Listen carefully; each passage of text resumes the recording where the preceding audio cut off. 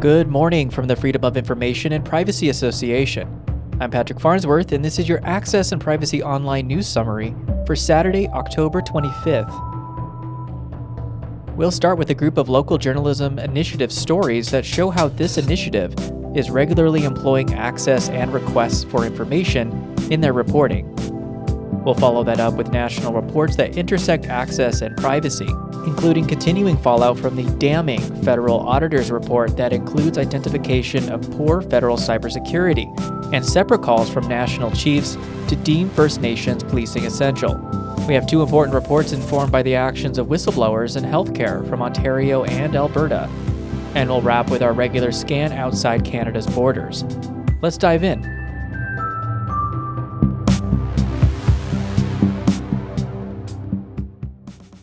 We'll start in Caledon, Ontario, with LJI reporter Anushka Yadav at the Pointer. The town's integrity commissioner tried to stop residents from speaking at council meetings, calling public delegations a political circus and a harmful political element to the code of conduct process. He also said decision-making that goes into integrity commissioner reports should be regarded as political. Residents and democracy advocates fought back, warning the move would violate charter rights to free expression. Democracy Watch co-founder, lawyer, and Canadian charter expert Duff Conacher called the recommendation extraordinary, anti-democratic, and outrageous. After intense backlash and a 6-3 council vote, the proposal was unanimously rejected, keeping public oversight intact.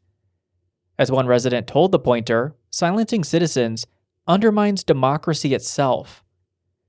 It's a sharp reminder of how freedom of information and participation remain intertwined, even at the local level.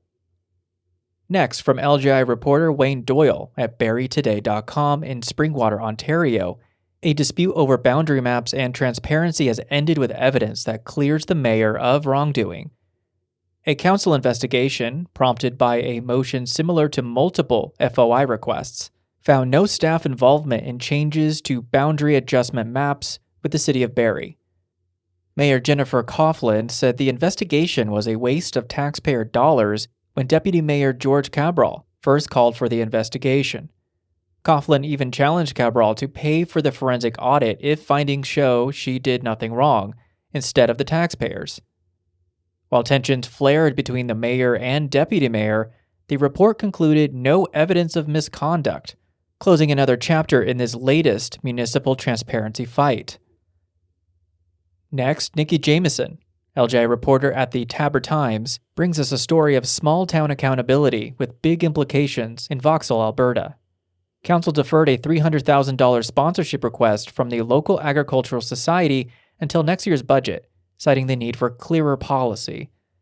The council said that because the next election is coming up, they weren't in a good place to commit to any sort of funding. However, the Agricultural Society had already asked for funding earlier this year. One councillor said the council used to have a policy regarding donation requests like this, and it would be a good thing for the next council to consider. The matter was officially received as information, underscoring how even small funding decisions depend on open, well-documented processes. Up north in Whitehorse, Tyler Stockton, LGI reporter for Yukon News, shows us the Yukon's three-party leaders faced off in back-to-back debates hosted by the Council of Yukon First Nations and the First Nation Chamber of Commerce. In the proceedings, Premier Mike Pemberton apologized for earlier remarks reported elsewhere and acknowledged the release of a confidential minerals framework under access to information. All parties pledged to strengthen relations with First Nations, reform mining laws, and act on reconciliation. Next, for the East Coast, as Pratik Bhattarai, LGI reporter for the Eastern Graphic, brings us a healthcare story linked to access requests on Prince Edward Island. FOI documents reveal how much the province pays private prosthetic suppliers, sparking calls for better collaboration and equality between public and private clinics. Between April 2019 and March 2025, Health PEI spent $154,177 on multiple prosthetic companies, according to documents obtained by the Graphic with artificial intelligence used to analyze the payments. A local expert says patients deserve consistent coverage, no matter where they receive care. noting the PEI government doesn't cover the cost of prosthetics from private clinics while the province of Nova Scotia does. The cost, depending on the level of amputation, ranges from $12,000 to more than $100,000. Currently, patients pay the cost out of pocket or through insurance. Next, from Isaac Fonnet, LGI reporter at the Tyee. A new federal private member's bill aims to end unpaid work for flight attendants. The NDP's Don Davies tabled legislation requiring airlines to pay crews for all hours worked, not just flight time. The bill would require airlines to pay flight attendants for all hours worked before and after takeoff, like safety checks and passenger boarding, tasks that are often called ground work. The proposal follows a summer strike and FOI-based reporting by the Tyee that revealed Ottawa's skepticism of the union's claims and internal briefings preparing for this type of bill. The Canada Industrial Relations Board ruled the flight attendant strike illegal, but the union defied that ruling and stayed on the picket line until Air Canada came back to the table with an offer that addressed unpaid ground work.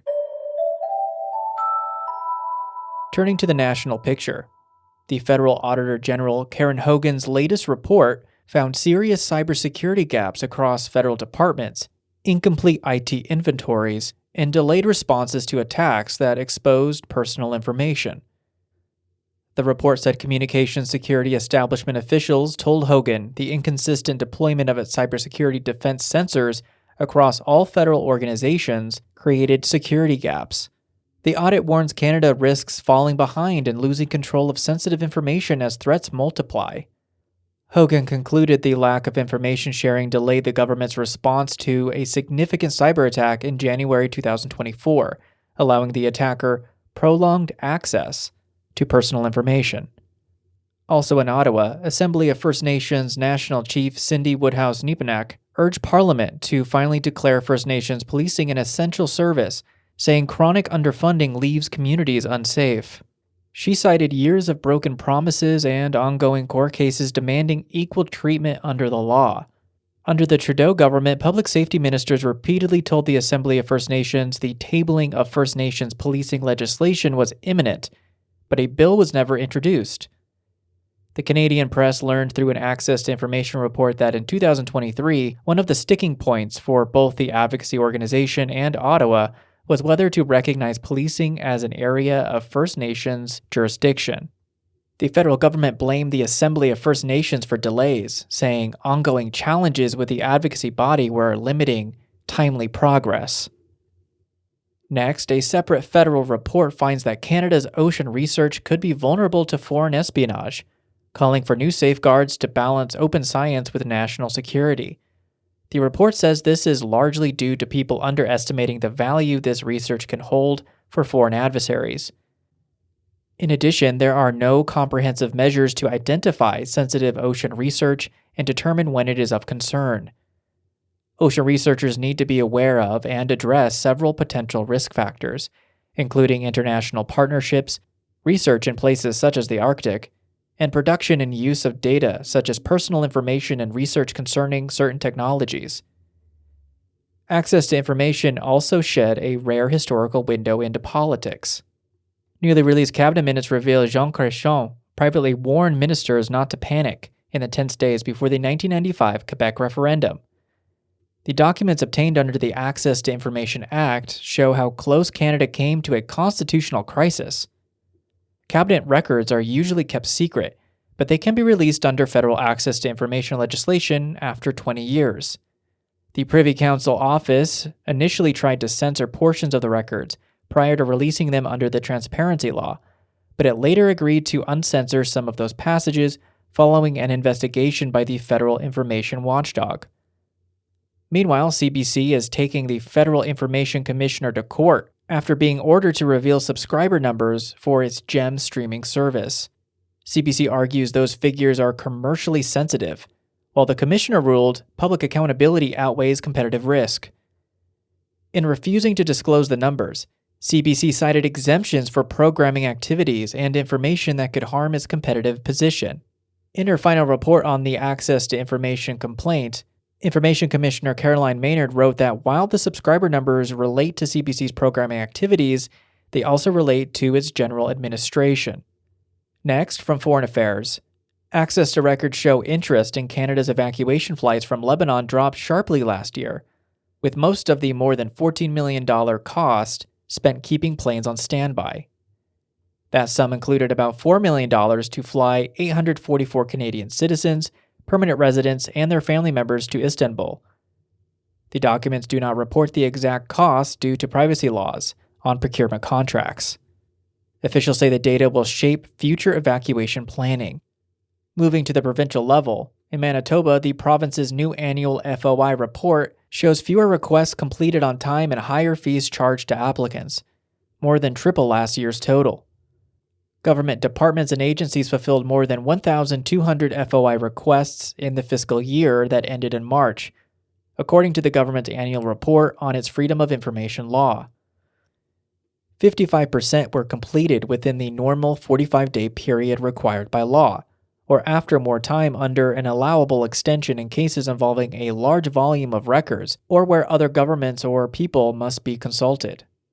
People seeking information paid more than $13,000 collectively, which is more than triple the amount in the previous year and more than 10 times the amount collected the year before that. Experts warn the rising costs could discourage access to information. Closer to home here in BC, 7 obstetrician gynecologists resigned from hospital duties in Kamloops, citing safety issues and years of unaddressed workload pressures. Recent issues surrounding maternity care capacity at the Thompson Regional Family Obstetrics Clinic were also raised, which operates out of the Clinical Services Building at Royal Inland Hospital. While the province insists patient care will continue as contracts and recruitment are reviewed, the Health Ministry is deferring some specific requests for information to Interior Health, given the province's patchwork approach. Interior Health Vice President of Medicine, Dr. Mark Masterson, says the health authority is disappointed by the decision because it has worked with the doctors to make changes to support them. Back to the East Coast. In Nova Scotia, the government has approved the Whale Sanctuary Project, the first coastal refuge for captive whales in North America. The 20-year lease allows construction near Wine Harbor to begin, following earlier FOI disclosures of environmental concerns focused on local landowners losing access to the water once nets are installed. Project organizers say the approval means they can start building a huge floating net enclosure for whales and dolphins retired from marine theme parks like Marineland in Niagara Falls, Ontario. Marineland made headlines when Ottawa rejected its bid to sell its belugas to buyers in China. The owners of the shuttered Ontario theme park responded by saying they might euthanize the whales because they didn't have enough money to feed them.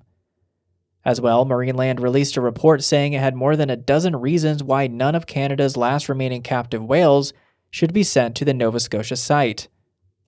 Still in Nova Scotia, after requests, police have released expanded witness statements in the disappearance of 2 missing children, revealing reports of a vehicle near the home before they vanished. The RCMP agreed to unseal parts of the case file following court challenges from media organizations. A spokesperson with the Nova Scotia RCMP said the police initially sought to seal the ITOs in full, which is standard practice in sensitive investigations where the release of information could compromise the integrity or future integrity of the investigation. Next, we turn to 2 different provinces facing revelations in healthcare brought forward by whistleblowers. In Alberta, a judicial review into health contracts found conflicts of interest were widely known inside Alberta Health Services, yet ignored by senior officials. The report cleared Premier Daniel Smith's office of direct interference but described systemic failures and called for stronger whistleblower protections. Smith told reporters the report vindicates her government, but the opposition, NDP, said it leaves too many questions unanswered. The case began with a wrongful dismissal lawsuit from AHS's former CEO, who said she was fired for investigating the deals, while the government says she was fired for incompetence. The allegations have not been proven in court. The allegations also sparked investigations by the RCMP and Alberta's Auditor General, which are ongoing. Next in Ottawa, from LGI reporter Brian Williams at the London Free Press. The London Health Sciences Centre is suing former executives and vendors for tens of millions in alleged procurement fraud. Hospital leadership says new anti-fraud measures are being rolled out, including stronger auditing, vendor compliance programs, and internal whistleblower policies. LHSC has developed and implemented a multi-year internal audit plan, supported by an internal audit team, while also contracting accounting firm KPMG for external expertise. The hospital's CEO says the effort is about rebuilding a culture of transparency and accountability. In July, LHSC initiated 2 civil lawsuits, one for $50 million and another for $10 million, against former hospital executives, businesses, and other parties. The $50 million lawsuit alleges the former vice president of facilities management at LHSC worked with others to defraud the hospital by awarding construction and facilities management contracts to several companies. The $10 million lawsuit, which includes the LHSC former chief executive, alleges hospital executives failed to act after learning of the procurement frauds.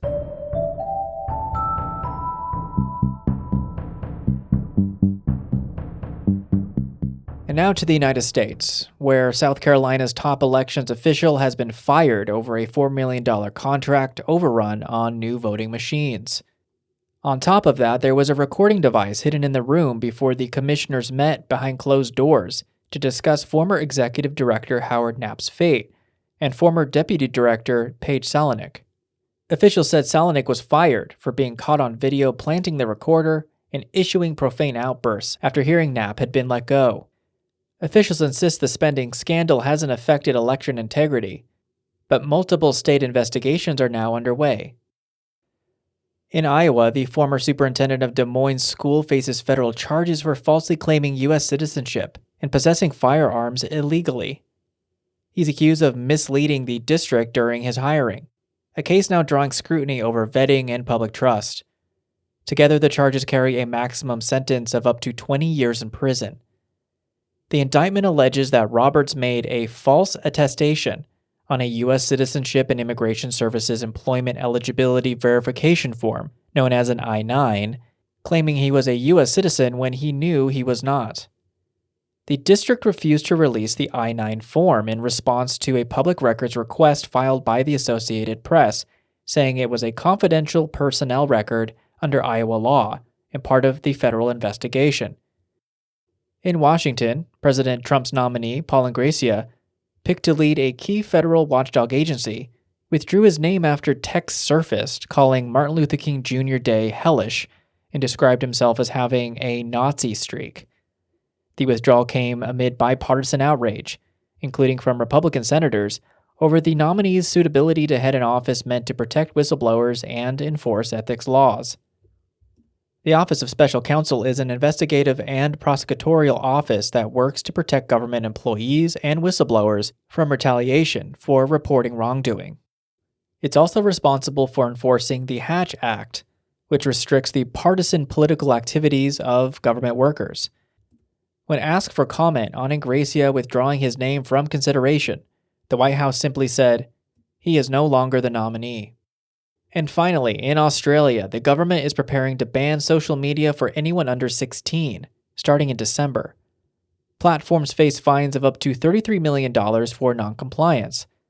Officials say it's about giving young Australians more years to learn who they are before algorithms decide for them. The law is being watched closely by other countries exploring similar digital safety reforms.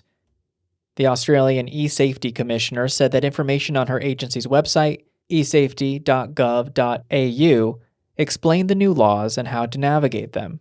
Her agency offered checklists and conversation starters about ways to make the transition, such as following an online influencer through a website rather than a social media account.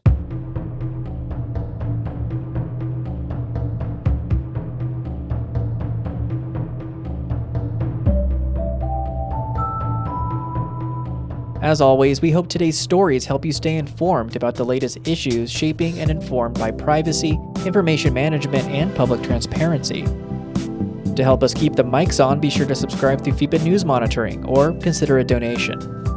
Our writer is Sean Fisk.